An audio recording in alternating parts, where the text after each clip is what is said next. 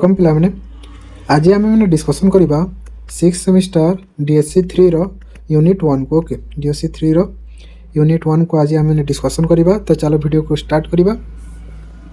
प्रथम आम देखा उपक्रम। उपक्रम रे अच्छी ओडिशा रे बहु धर्म प्रचलित थिला, सेमानक मध्यरु शैव धर्म अन्यतम।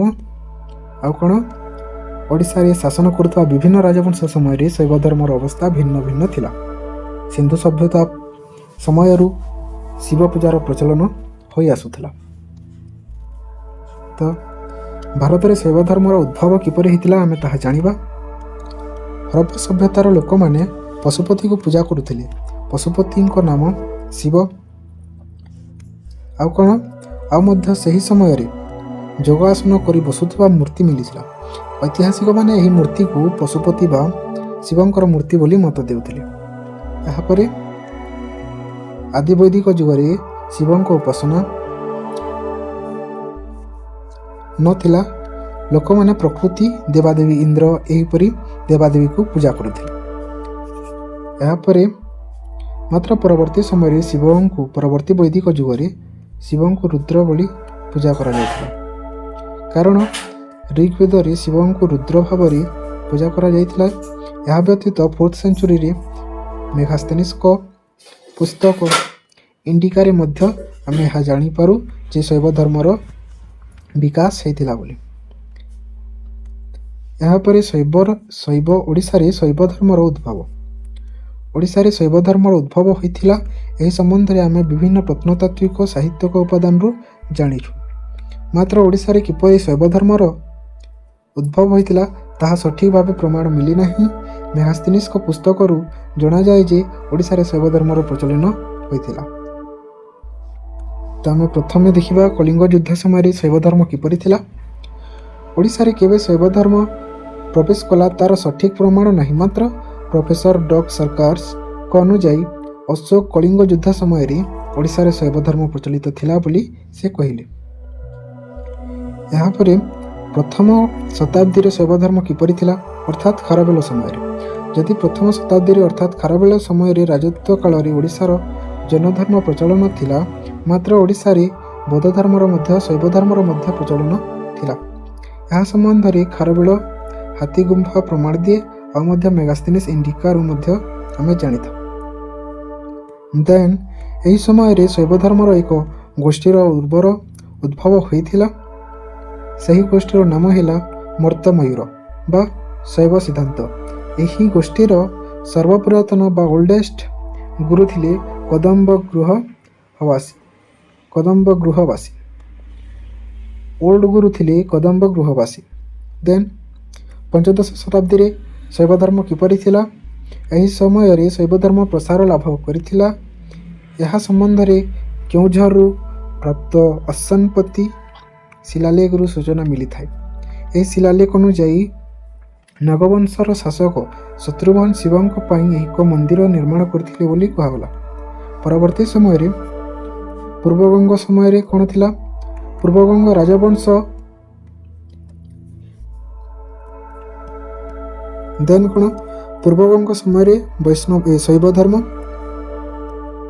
4th रे अछि पूर्वगंग समय रे शैव धर्म। पूर्वगंग राजवंशंक राजा माने शैव धर्मर उपासक थिले। सेमाने महेंद्रगिरी गोकर्णेश्वर शिवं पूजा करुथिले। आउ शिव सेमानंकर कुलदेवता थिले। परवर्ती समय तांको परे माठर माने शासन करिथिले। आउ सेमाने मध्य शैव धर्मर उपासक थिले। सेमाने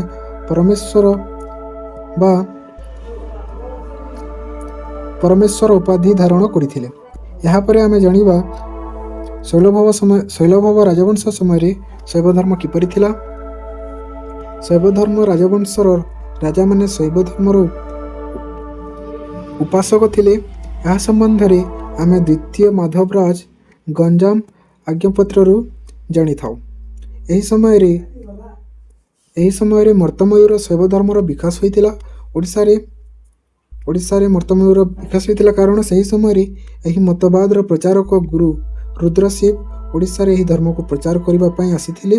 आ मध्य सही समय रे अन्य गुरु श्री कंठ शैव सिद्धांत मतवाद उपरे प्रचार करथिले। ଏହାପରେ ଦେଖିବା ଭୌମକର ସମୟରେ ଶୈବ ଧର୍ମ। ଭୌମକର ରାଜବଂଶର ରାଜାମାନେ ଶୈବ ଧର୍ମର ଉପାସକ ଥିଲେ, ମାତ୍ର ସେମାନେ ଶୈବ ଧର୍ମ ପ୍ରତି ସହନଶୀଳ ଥିଲେ।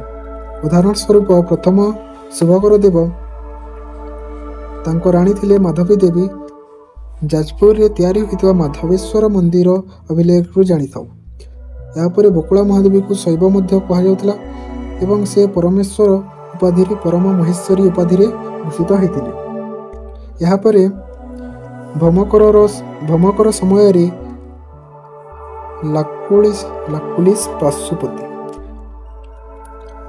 ଲାକୁଳିଶ ପାଶୁପତି ଶୈବ ଧର୍ମର ଓଡ଼ିଶାରେ ଖ୍ୟାତି ଲାଭ କରିଥିଲେ। ଏହାର ପ୍ରମାଣ ମୁକ୍ତେଶ୍ୱର ମନ୍ଦିରରେ ଥିବା ଲାକୁଳୀଶ୍ୱରଙ୍କର କ୍ଷୁଦ୍ର ମୂର୍ତ୍ତିମାନ ଦିଏ। ଆଉ କ'ଣ, ଏହି ସମୟରେ ତାନ୍ତ୍ରିକ ବୌଦ୍ଧ ଧର୍ମ ଶୈବ ଧର୍ମ ସହିତ ମିଶିଥିଲା। ଏହି ସମୟରେ ତାନ୍ତ୍ରିକ ବୌଦ୍ଧ ଧର୍ମ ଶୈବ ଧର୍ମ ସହ ମିଶିଥିଲା ଆଉ ଏହାର ପ୍ରମାଣ ବହୁ ଶିବ ମନ୍ଦିର ଦିଏ। ଏହାପରେ ସୋମବଂଶୀ ସମୟରେ ଶୈବ ଧର୍ମ। ପ୍ରଥମେ ମନ୍ଦିର କ'ଣ କ'ଣ ଥିଲା? ମୁକ୍ତେଶ୍ୱର ଟେମ୍ପଲ ବନିଥିଲା, ଲିଙ୍ଗରାଜ, ରାମେଶ୍ୱର ଆଉ ବୃହଦେଶ୍ୱର ଏହିପରି ମନ୍ଦିର ବନିଥିଲା।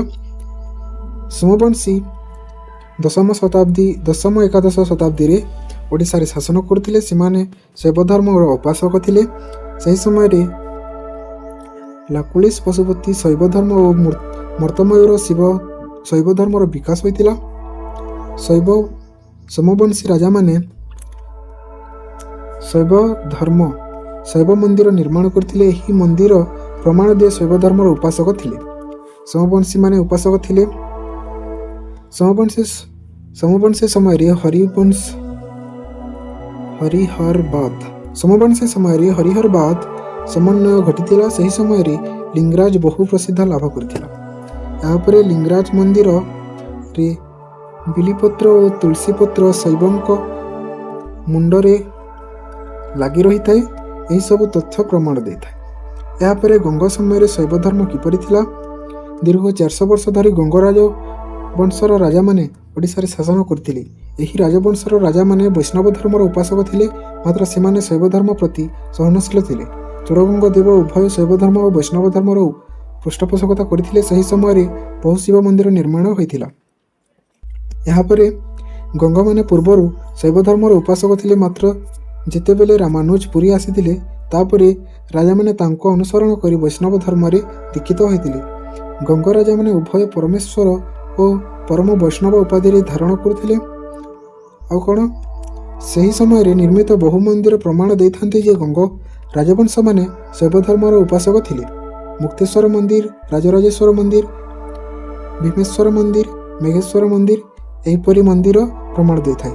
ଲାଷ୍ଟରେ ଉପସଂହାର। ଉପରୋକ୍ତ ଆଲୋଚନାରୁ ଆମେ ଏହି ସିଦ୍ଧାନ୍ତରେ ଉପନୀତ ହେଲୁ ଯେ ଯେଉଁ ଅବଜେକ୍ଟିଭ ତମେ ପାଇଲ ଏଠାରେ ଲେଖିଦେବ।